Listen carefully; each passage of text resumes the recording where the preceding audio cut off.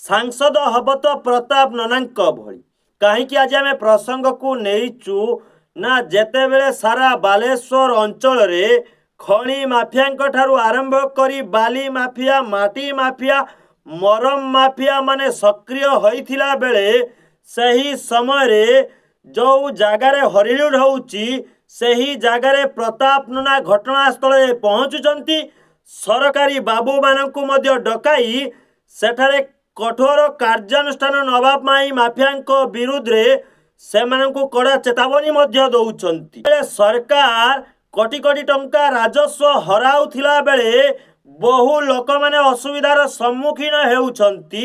सही समय रे ननांक पाखरे खबर पहुंचला परे नना घटनास्थल रे सरकारी बाबू मानंकु नै पहुंचुछंती। सेठारे लोक मानंकर हित साधन पाई लोकंकर स्वार्थ साधन पाई से लड़ाई करुचंती माफिया मानंक सहित।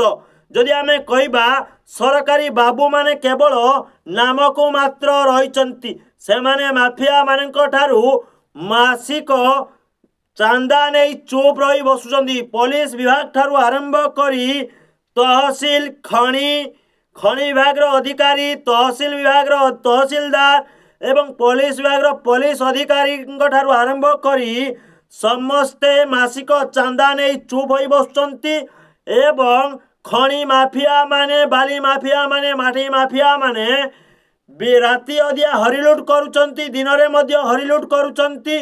जदि बाबू मानंकु कौनसी साधारण लोक फोन करिथाय जे एटी लुट होउची बाली लुट होउची कि पत्थर लुट होउची कि आपणकर माटी लुट होउची सही समय रे बाबू मानंक ठारू आरंभ करी अधिकारी मानंक पर्यंत कई फोन उठाती नहीं एवं घटनास्थल रे पहुंचती नहीं।